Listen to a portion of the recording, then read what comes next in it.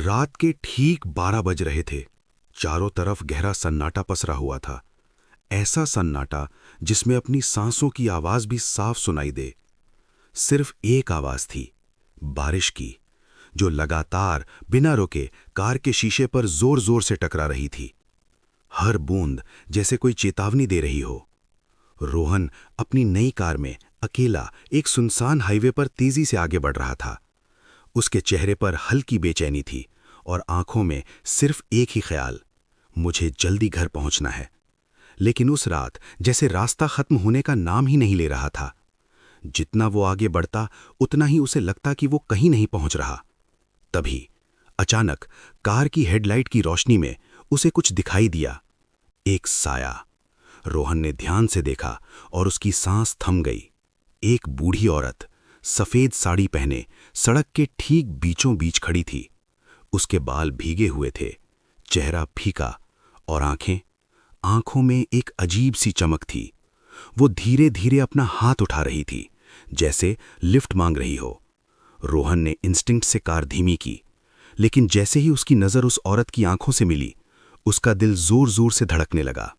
कुछ तो गलत था, बहुत गलत।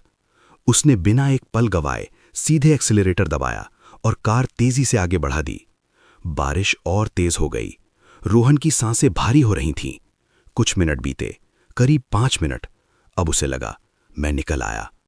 उसने हल्की राहत की सांस ली, लेकिन तभी उसकी आंखें फैल गईं।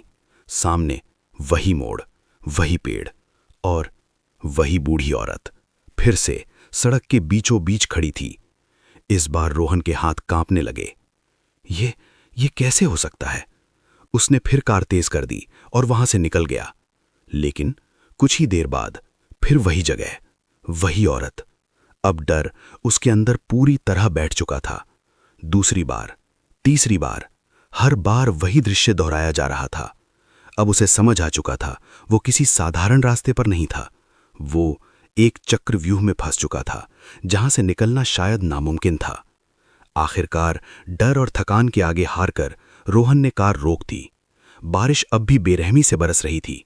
वो औरत धीरे धीरे उसकी कार की तरफ बढ़ने लगी। हर कदम जैसे जमीन पर नहीं, रोहन के दिल पर पड़ रहा था। वो आकर खिड़की के पास रुकी और एक ठंडी, बहुत ठंडी आवाज में बोली, बेटा, इतनी जल्दी में क्यों हो? रोहन कुछ नहीं बोल पाया, उसका गला सूख चुका था। औरत फिर बोली, मंजिल तो अभी बहुत दूर है। रोहन के हाथ कांप रहे थे, लेकिन जैसे किसी अदृश्य ताकत ने उसे मजबूर किया हो, उसने धीरे से दरवाजा खोल दिया। वो औरत धीरे से अंदर आई और पीछे की सीट पर बैठ गई।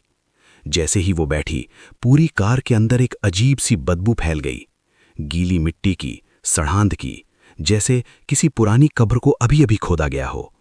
रोहन का दिल डूबने लगा, लेकिन अब वो कुछ नहीं कर सकता था। उसने कार फिर से चलानी शुरू की।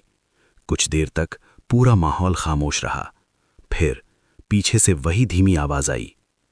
आज से ठीक 5 साल पहले रोहन का हाथ स्टीयरिंग पर जम गया। इसी मोड़ पर एक लड़के का एक्सीडेंट हुआ था। उसकी सांसें रुकने लगीं। गलती उस लड़के की नहीं थी। रोहन की आंखें भर आईं। गलती उस अमीर बाप के बेटे की थी। अब उसका चेहरा सफेद पड़ चुका था, जो नशे में था। उसके हाथ कांपने लगे। जिसने उसे कुचल दिया, उसकी आंखों में डर साफ दिखाई दे रहा था और उसे तड़पता हुआ छोड़कर भाग गया। अब रोहन सह नहीं पाया। उसने झट से पीछे मुड़कर देखा, लेकिन पीछे की सीट पूरी तरह खाली थी। वो औरत गायब हो चुकी थी। रोहन का दिल जैसे रुक गया। तभी उसकी नजर सामने गई। डैशबोर्ड पर एक पुरानी, खून से सनी हुई घड़ी रखी थी। रोहन की आंखें फटी की फटी रह गईं। ये वही घड़ी है जिसे उसने उस रात देखा था, वो रात जिसे वो कभी भूल नहीं पाया। तभी उसने धीरे से रियर व्यू मिरर में देखा, और जो उसने देखा उससे उसकी रूह कांप उठी।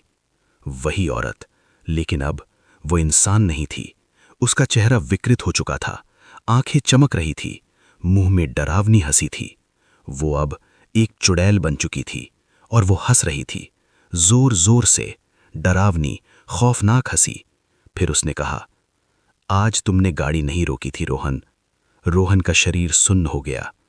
आज मैं तुम्हें कभी रुकने नहीं दूंगी। अचानक कार की स्पीड अपने आप बढ़ने लगी। 80, 100, 120, 150। रोहन ने घबराकर ब्रेक दबाए, लेकिन ब्रेक काम नहीं कर रहे थे। वो चिल्लाया, लेकिन उसकी आवाज बारिश और डर में खो गई।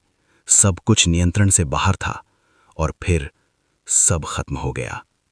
अगली सुबह पुलिस को उसी मोड़ पर एक जली हुई टूटी फूटी कार मिली। चारों तरफ सन्नाटा था।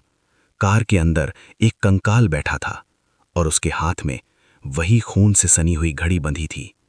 आज भी लोग कहते हैं उस हाईवे पर रात के समय एक पुरानी कार घूमती है जो सिर्फ उन्हीं लोगों के लिए रुकती है जिनके पीछे कोई छुपा हुआ गुनाह होता है। तो अगली बार अगर कोई सुनसान रास्ते पर आपसे लिफ्ट मांगे तो संभल कर